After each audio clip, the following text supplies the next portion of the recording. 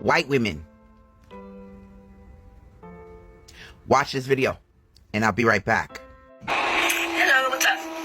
So, just want to clarify that I love Jason Aldean'S new song. It is perfect for anyone that lives in a small town. It is pretty much a fuck around and find out type of place. So pretty much don't test anybody from a small town. We don't put up with your wokeness.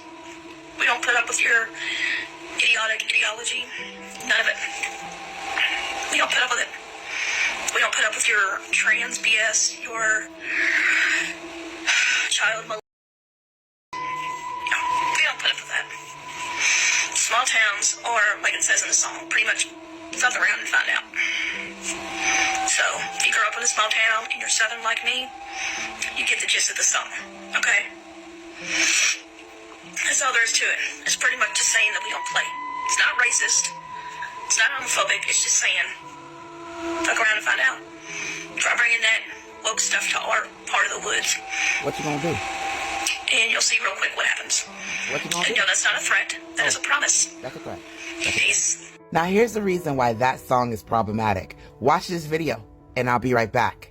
It's a veritable right-wing wet dream. And then you have Aldean and his band trying their best to look like superheroes outside the Maury County Courthouse. The problem is that this courthouse in Columbia, Tennessee has a history of some horrible racial violence dating all the way back to 1927. A white woman accused an 18-year-old black man named Henry Choate of attacking her. He was immediately arrested and placed in the county jail. A white mob then descended on the jail and attacked him. He was bashed in the head repeatedly with a hammer and killed. After that, the white mob tied him to a truck and dragged him to the Maury County Courthouse in Aldean's video and hung his body there for the whole town to witness. Then in 1946, a black Navy vet got into an altercation with a white shopkeeper. A white mob gathered at the Maury County Courthouse in Aldean's video to threaten the black community. A group of black citizens then gathered in the black business district known as Mink Slide to provide self-defense. Columbia officers then decided to descend on the Mink Slide neighborhood. The crowd warned them to back off, but when they didn't, 4 police officers were shot and wounded. As retaliation, the Tennessee State Highway Patrol, along with a mob of white citizens, descended on the Mink Slide district and completely vandalized it. They randomly fired into buildings, stole cash and belongings, raided homes, and took all of the guns that they could find from black homes and businesses, about 300 in total. They arrested over 100 black people and refused to allow them bail or legal counsel. Police later shot and killed 2 black detainees in the jail and injured a third after claiming that they tried to steal their guns. Let's not forget that the Klan was started in one of these quaint Tennessee small towns. It's pretty obvious from Aldean's history on race that he isn't exactly hanging out with people that will introduce him to inconvenient truths about these small towns that he loves celebrating. I mean, this is a dude that was wearing blackface as recently as 2015. He's worn clothing containing Confederate flag imagery and has even sold Confederate flag clothing as a part of his official tour merchandise. Aldean, who's a survivor of the horrific 2019 Las Vegas shooting, seemed shocked, I tell you, shocked, that the video might have come across as pro-lynching. He claims that there were no racial overtones whatsoever, and then he spun the whole thing this way.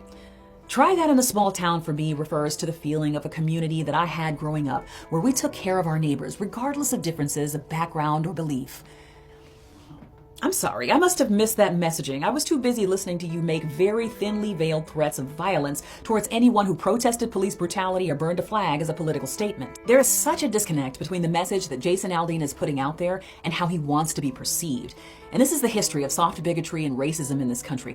Oh, we're not anti-black. Nothing in that song or video specifically targeted black people, but it didn't have to. He could say and show just enough to get him right up to the line without crossing it, maybe even in his own mind. But looming right there behind him is a not-so-subtle reminder that America's messed up history with race is always present and is unconsciously providing all of the subtext necessary to expose the soft bigotry and racial violence that it refuses to confront. That song was a racist dog whistle to people that live in sundown towns. And here you have white people on this app, especially white women, celebrating this song.